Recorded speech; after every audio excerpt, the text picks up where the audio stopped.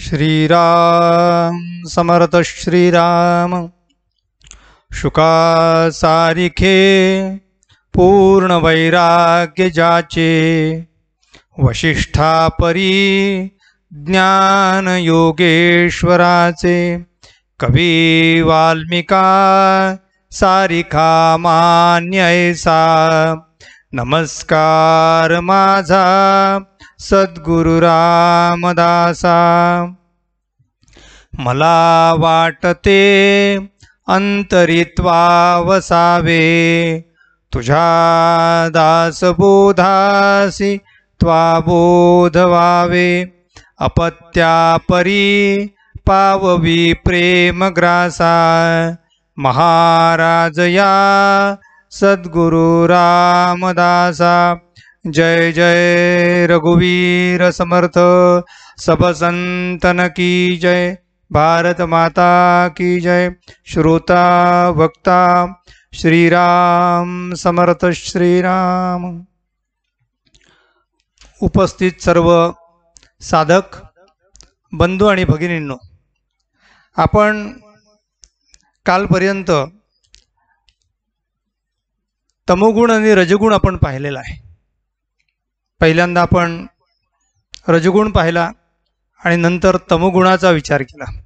समर्थांनी जो त्रिगुणाचा विचार दासबोधामध्ये सांगितला आहे, त्यापैकी आपण आता सत्वगुणाकडे आलेलो आहे। सत्वगुण हा गुण प्रत्येक वेळी आपल्या जीवनाला योग्य दिशा देणारा आहे। म्हणून साधक असो, संसारी असो, कोणी जरी असेल तर सत्वगुणाची उपासना त्याला आवश्यक आहे। म्हणून समर्थांनी रजोगुण आणि तमोगुण हे दोन्ही गुण आले पाहिजे असं म्हणतात। ते येण्याचं कारण असं आहे की तमोगुण येणं आणि रजोगुण येणं या दोन्ही गुणांचं आगमन, याचा अर्थ आपल्या जीवनामध्ये त्याचं योग्य स्थान असलं पाहिजे। ज्याला आपण बोलावतो त्याला आपण काढूनही देऊ शकतो, जो स्वतःहून येतो त्याला जाऊ देता येत नाही। म्हणून रजोगुण आणि तमोगुण हे आपण बोलावतोय। प्रसंगानुरूप रजोगुणाचा आणि तमोगुणाचा आविर्भाव असला पाहिजे। तो जर रजोगुणाचा आणि तमोगुणाचा आविर्भाव नसेल तर सत्वगुणाच्या बीजारोपणासाठी आपल्याला अडचण निर्माण होईल। शेताला कुंपणाची गरज आहे, तसं माणसाच्या जीवनामध्ये गरजेनुसार तमोगुणाची गरज आहे। शेतामध्ये असलेलं पीक उत्तम यावं यासाठी वाऱ्याची गरज आहे, त्याप्रमाणे रजोगुणाची गरज आहे। परंतु मुख्य पीक म्हणजे आपला सत्वगुण आहे। तो सत्वगुण जर वाढला तर माणसाचे जीवन कसं सर्व क्षेत्रामध्ये फुलून येते, याचे अनेक उदाहरणं समर्थांनी दासबोधामध्ये दिली आहेत। ते आपण जरूर ऐकावे। यामुळे आपला संसारही सुखाचा होईल आणि परमार्थही धन्य होईल। समर्थ काय म्हणतात पहा। श्रीराम समर्थ श्रीराम। मागा बोलिलो तमोगुण, जो दुःखदायक दारुण। आता एका सत्वगुण, परम दुर्लभ जो श्रीराम। समर्थांनी दुर्लभ हा शब्द वापरलाय। जसं आपण मागे म्हटलं होतं की 3 गोष्टी दुर्लभ आहेत, त्यापैकी नरदेह दुर्लभ आहे, मुमुक्षत्व दुर्लभ आहे आणि संत संगती दुर्लभ आहे। समर्थांनी इथे अजून एक दुर्लभ शब्द वापरलेला आहे, तो म्हणजे सत्वगुण दुर्लभ आहे। माणसांमध्ये तमोगुणाचं प्रमाण जास्त असू शकते, रजोगुण जास्त वाढू शकतो, पण सत्वगुण हा दिसत नाही। तो ज्या ज्या ठिकाणी दिसू लागेल त्या त्या ठिकाणी माणसाला यश प्राप्त होते।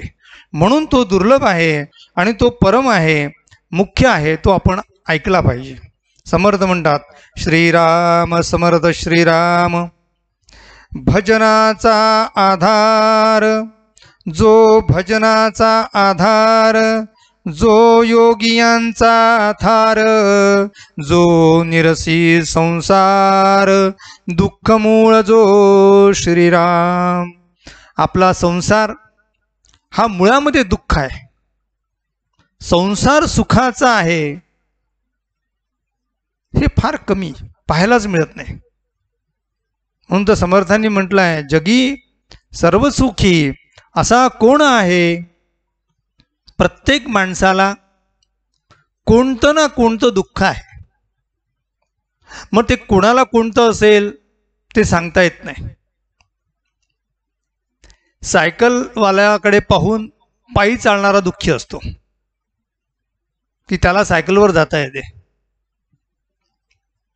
सायकलवाल्याला दुःख असते कारण स्कूटरवाला भुरकन समोरून निघून जातो, आपल्याला जाता येत नाही, तो दुःखी असतो. तो स्कूटरवाला जेव्हा जातो तेव्हा त्याच्या लक्षात येते की आपल्या समोरून 4 चाकी निघून गेली आहे. त्याला वारा लागत नाही, पाऊस लागत नाही, पाणी लागत नाही, ऊन लागत नाही, केवढा सुखी आहे तो. म्हणून तो दुचाकीवर जाणारा जो मनुष्य आहे तो दुःखी आहे. पण 4 चाकीमध्ये जाणारे लोक सुद्धा दुःखी आहेत. ते म्हणतात आपल्याला जायला खूप वेळ लागते. विमानाने लोक भरकन जातात इकडून तिकडे, 2 तासामध्ये कुठच्या कुठे अंतर कापल्या जाते. प्रत्येक मनुष्य आपल्यापेक्षा मोठ्या व्यक्तीकडे पाहिलं की तो दुःखी होतो. हे संसाराचं वैशिष्ट्य आहे.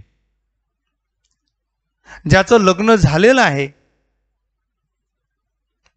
तोही दुःखी असतो, स्वातंत्र्यता गमावली म्हणून. आणि लग्न झालं नाही म्हणूनही तो दुःखी असतो, कारण आपण अडकलो नाही म्हणून. दुःखाचं कोणतं ना कोणतं कारण असते. सर्व सुखी कोणी नाही. जगी सर्व सुखी असा कोण आहे. विचारे मना तूची शोधून पाहे. म्हणून समर्थांनी या जगामध्ये तसं पाहिलं तर सुखी कोणी नाही असं म्हटलेलं आहे. दुसऱ्या बाजूने आम्ही विचार केला तर सुखाची साधनं भिन्न भिन्न आहेत, सुखाचे विषय वेगवेगळे आहेत, परंतु सुख मात्र एक आहे.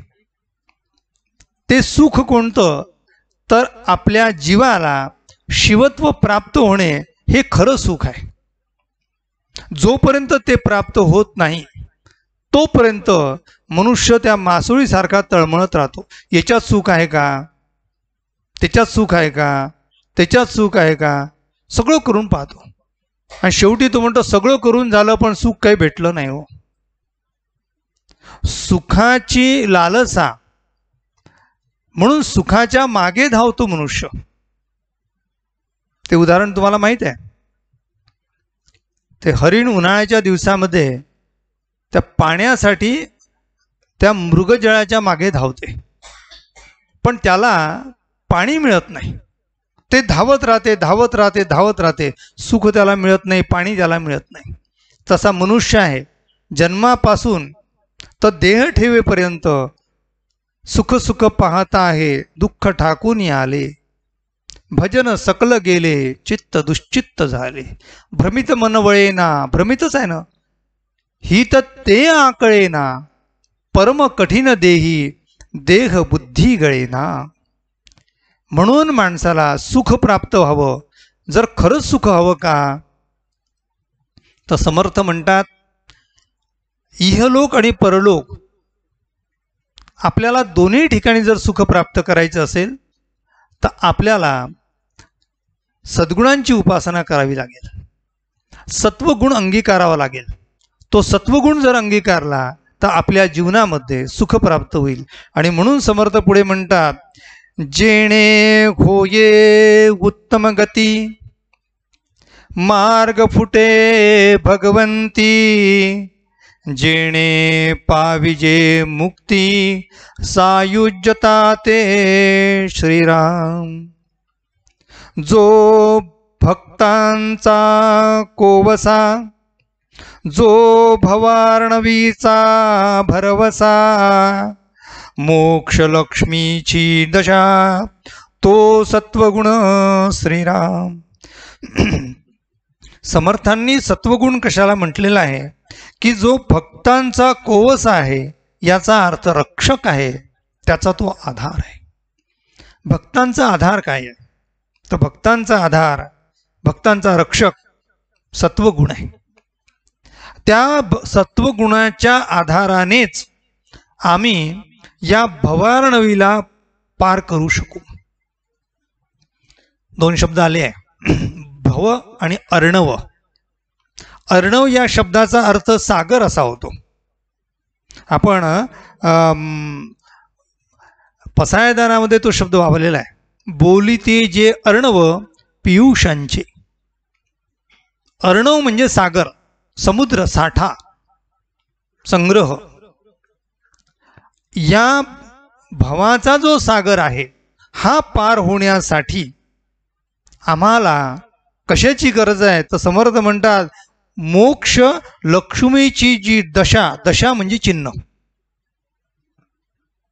मोक्ष लक्ष्मी, नुसती लक्ष्मी नाही, मोक्ष प्राप्तीची लक्ष्मी आणि त्याचं चिन्ह ते कोणतं आहे? तर सत्वगुण हे त्याचं चिन्ह आहे. म्हणजे सत्वगुण आम्ही अंगीकारणं किती आवश्यक आहे. जो भक्त असेल त्यांनी सुद्धा सत्वगुणाची उपासना करावी, आणि जो संसारी असेल त्यांनी सुद्धा सत्वगुणाची उपासना करावी. समाजामध्ये माणसाला प्रतिष्ठा सत्वगुणामुळे आहे. कोणत्याही माणसाला लबाड माणसं नको असतात. चोर असेल तर त्याच्या हाताखाली काम करणारे लोक सुद्धा इमानदार हवे आहेत. म्हणजे इमानदारी हा सत्वगुण आहे. सगळ्या जगामध्ये कुठेही जा, सत्वगुणाचा स्वीकार केला जातो. तो स्वतः काय असतो ते माहीत नाही, पण त्याला मात्र सत्वगुण पाहिजे असतो. जगामध्ये सत्वगुणामध्ये नावलौकिक प्राप्त होते. किती सत्वगुण आहेत, समर्थांनी त्याचे वर्णन फार सुंदर केलं आहे. समर्थ म्हणतात,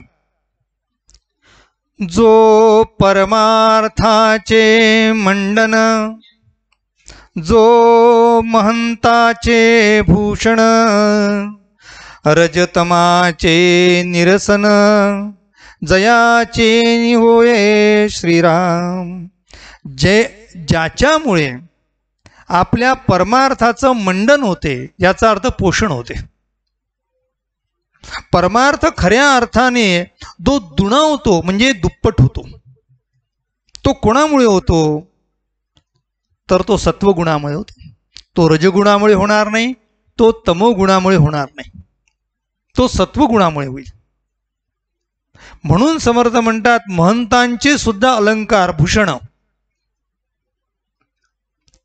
सत्वगुण आहे. रजतमाचे निरसन म्हणजे रज आणि तम यांना जर आपल्याला निरसन करायचं असेल, दोन अर्थ घेऊ आपण त्याचे. एक तर निरसन करणे म्हणजे नाश करणे, तसे नाश होत नाही. मग आपण त्याचा अर्थ असा घेऊ की त्याला आपल्या ताब्यात ठेवणे.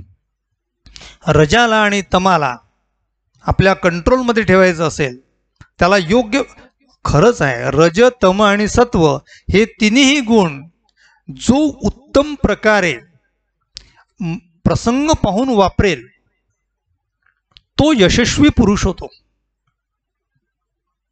प्रभू रामचंद्रांच्या चरित्रामध्ये रज, तम आणि सत्व हे तिन्ही गुण बॅलन्स आहे आणि म्हणून पुरुषोत्तम आहे. ज्यांचं आरोग्य चांगलं व्हावं असं वाटते त्यांनी सत्वगुणांची उपासना करावी. पण आपल्याला कुणी म्हणजे आपल्या अध्यात्मामध्ये कुणी अडथळा आणू नये असं वाटत असेल तर आविर्भाव प्रसंगी तमोगुणाचा आणावं लागते. गुरुजीकडं काय असं म्हटलं की विद्यार्थी पहिले सरळ बसतात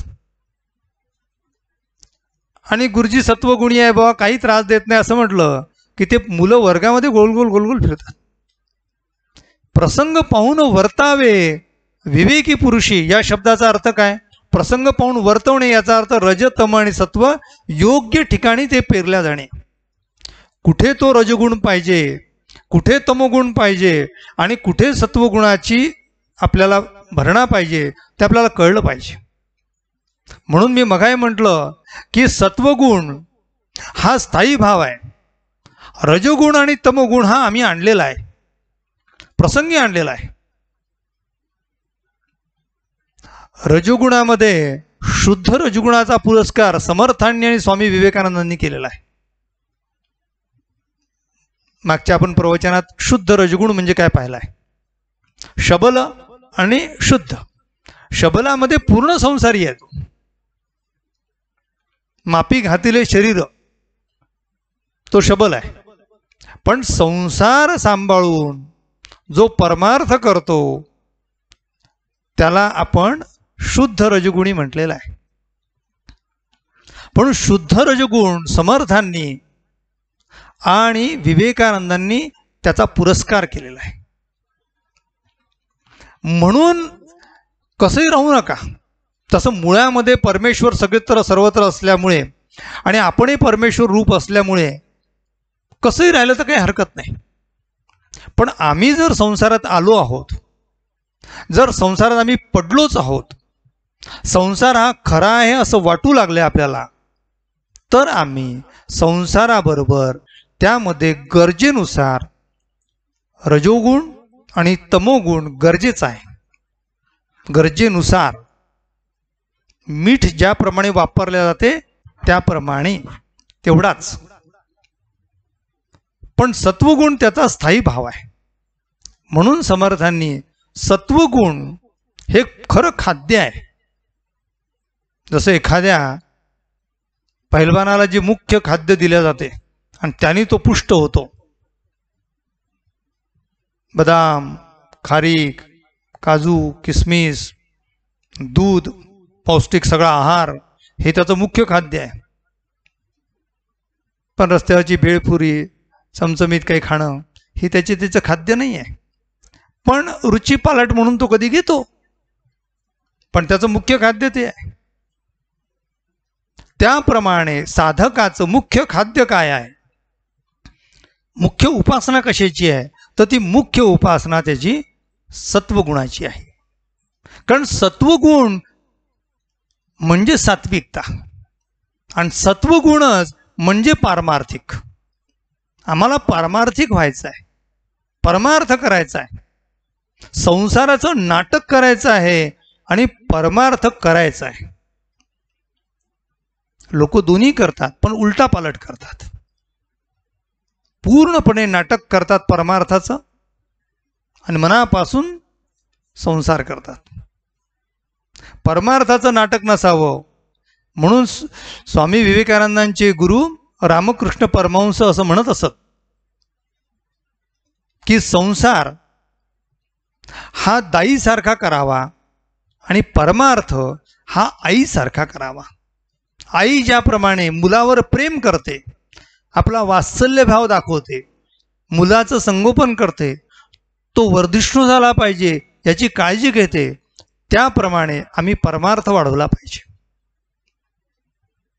आणि संसार करावा लागतो, ठीक आहे, म्हणून तो दाईसारखा. दाई सुद्धा तेच करते, मुलाला दूध पाजते, सांभाळते, खेळवते, पण माया नसते. म्हणून माया विरहित केलेलं प्रेम म्हणजे दाईचं प्रेम आहे. वात्सल्य विरहित केलेलं प्रेम म्हणजे दाईचं प्रेम आहे. तसं प्रेम आम्ही संसारावर करावं आणि त्या जीवाच्या आतून परमेश्वराला आपलंसं करावं. पूर्ण नाटक म्हणजे संसार आणि पूर्ण प्रत्यक्ष जीवन म्हणजे परमार्थ. असं जीवन जगावं, असा प्रपंच करावा. आणि म्हणून समर्थ म्हणतात की ऐक श्रीराम समर्थ श्रीराम, जो परम सुखकारी, जो आनंदाची लहरी, देऊनिया निवारी, जन्म मृत्यू श्रीराम. जन्म आणि मृत्यू हे दुःखाचं कारण आहे आणि परमेश्वर प्राप्ती हे सुखाचं कारण आहे. परमेश्वर एकदा भेटला की जन्म मृत्यू नाही.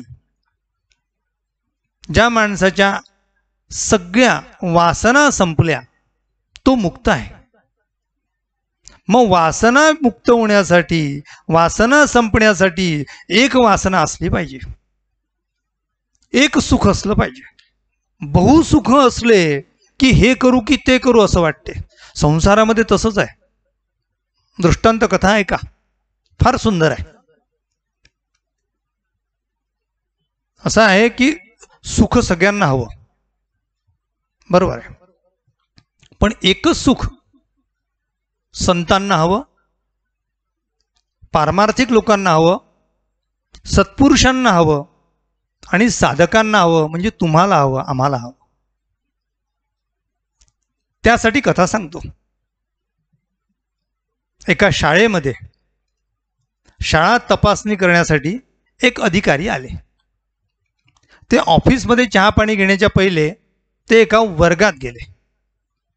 वर्गात मुलं गोंधळ करत होते. शिक्षक जे होते ते पुस्तक वाचत होते.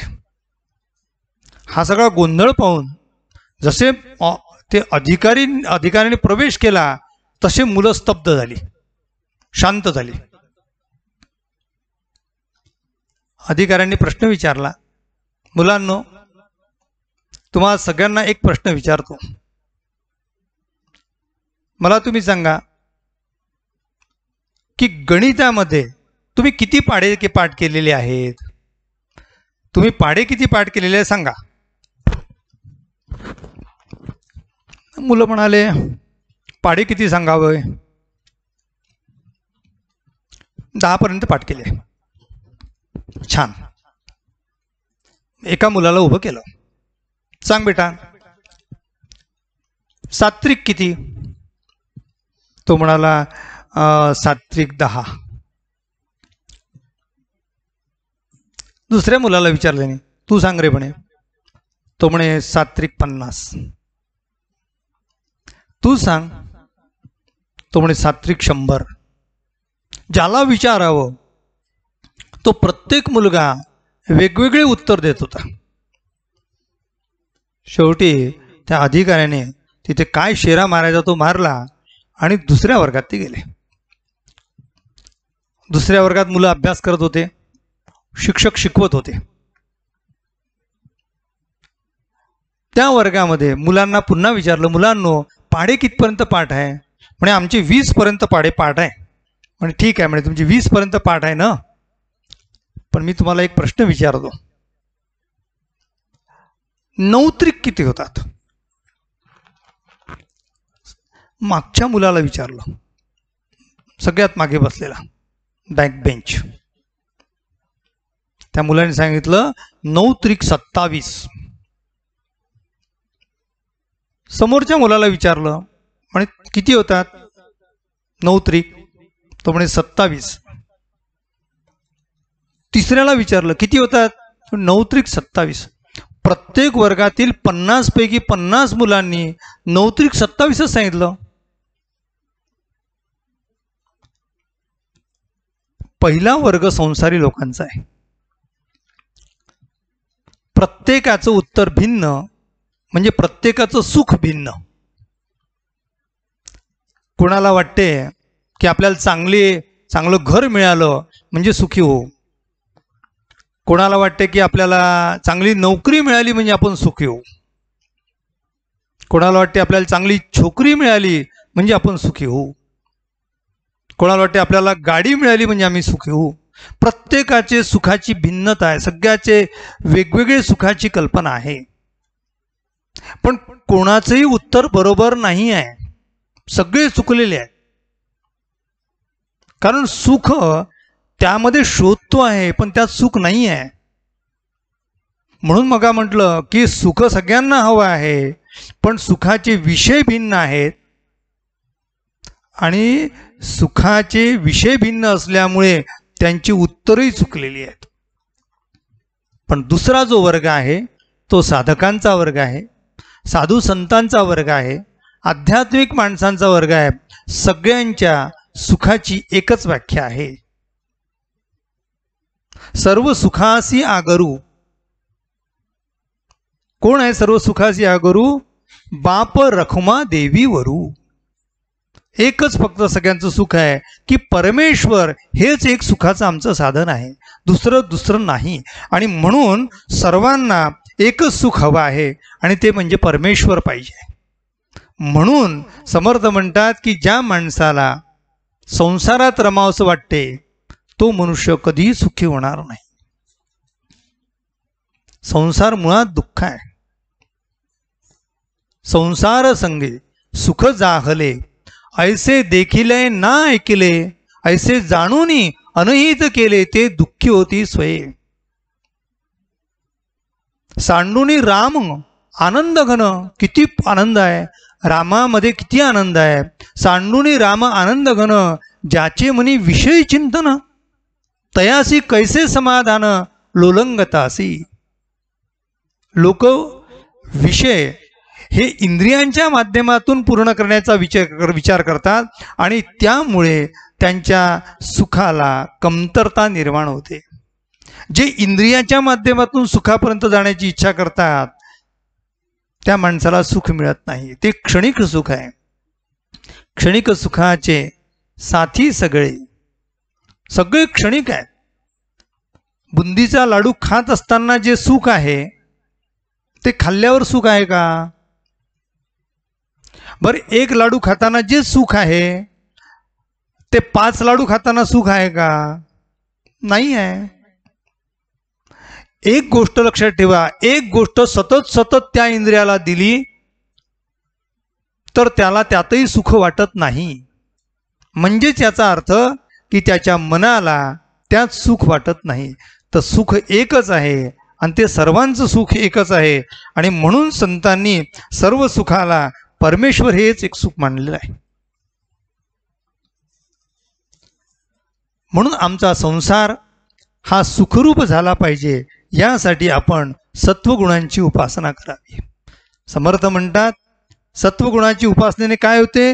जो परम सुखकारी, तो परम सुख आहे, साधं सुख नाही आहे. आपण जे मानतो ते क्षणिकच आहे, अगदी क्षणिक आहे. जिभेवर जोपर्यंत ते आईस्क्रीम आहे तोपर्यंतच त्याचं सुख आहे. ते एकदा पोटात गेलं की त्याचं सुख नाही, ते क्षणिक आहे सुख. मग ते कुठल्याही इंद्रियाचं असो. म्हणून समर्थ म्हणतात जो आनंदाची लहरी देऊन या निवारी, जन्म मृत्यू. निवारण करणे याचा अर्थ जन्ममृत्यूतून सोडवणे. म्हणून आम्हाला सगळ्यांना जन्ममृत्यूच्या फेऱ्यातून सुटायचं आहे. कारण आमचा जन्मच नरजन्मच त्यासाठी झालेला आहे की आम्हाला पुनरपी जन्म नको देवा, आम्हाला पुन्हा जन्म नको. पुनरपी जननम पुनरपी मरणम पुनरपी जननी जठरे शयनम. या संसारातून मुक्त होण्यासाठी काय करावं? भज गोविंदम भज गोविंदम भज गोविंदम मूढमते. समर्थांनी असाच बोध आपल्याला दिला. उद्याच्या प्रवचनात राहिलेला भाग आपण पाहणार आहोत. आणि सत्वगुणांच्या ज्या अलौकिक सौंदर्याचा, अलौकिक अनुभवाचा आपल्याला आस्वाद घ्यायचा आहे, तर इतका सुंदर असा सत्वगुण आहे, त्याची उपासना तुम्ही करावी, अर्थात साधकांनी करावी, आम्ही करावी, सगळ्या जगाने करावी. जग जर सत्वगुणाची उपासना करू लागेल तर जगामध्ये सर्वत्र सुख नांदू लागेल. म्हणून सत्वगुणाच्या सुखाची साधना होण्यासाठी, आणि म्हणून आम्ही एक शब्द वापरतो. कोणता शब्द वापरतो? सगुण उपासना. सगुण उपासना या शब्दातच सर्व आलेलं आहे. सगुणाची उपासना, गुणांची उपासना. अनेकांना असं वाटते की सगुण उपासना म्हणजे मूर्तीची उपासना. असं नाही आहे. सगुणामध्ये गुण आहे, निर्गुणामध्ये सगळे गुण आहेत. सगुणात तर गुण आहेतच, निर्गुणात सर्वात गुण आहे. आणि म्हणून आम्ही सगुणाची उपासना करावी. कारण सगुणाचेनी संगे निर्गुण पाविजे निर्धारे. निर्गुणाच्या भेटी आलो सगुणा संगे. आम्ही निर्गुणाकडे जायचं आहे, म्हणजे आमच्या परमात्म्याला आम्हाला भेटायचं आहे, आमच्या मूळ स्वरूपात आम्हाला जर जायचं आहे तर आम्हाला कशाची तरी माध्यम लागणार आहे, कोणतं तरी वाहन लागणार आहे, कोणती तरी गोष्ट लागणार आहे. या भवारणातून तरुण जाण्यासाठी कुठली तरी नौका लागणार आहे. ती नौका कोणती आहे? तर ती एकच नौका आहे, ती म्हणजे सत्वगुण. तो सत्वगुण आपण सर्व अंगीकारू. त्या समर्थांना प्रार्थना करू की हे परमेश्वरा, हे सद्गुरू समर्था, या सत्वगुणाची उपासना करण्यासाठी आम्हाला शक्ती, बुद्धी आणि सामर्थ्य दे. जय जय रघुवीर समर्थ. उपासनेला दृढ चालवावे, भूदेव संतासी सदा नमावे. सत्कर्म योगे वय घालवावे, सर्वामुखी मंगल बोलवावे. जय जय रघुवीर समर्थ. सब संतन की जय. भारत माता की जय. श्रोता वक्ता श्रीराम समर्थ श्रीराम.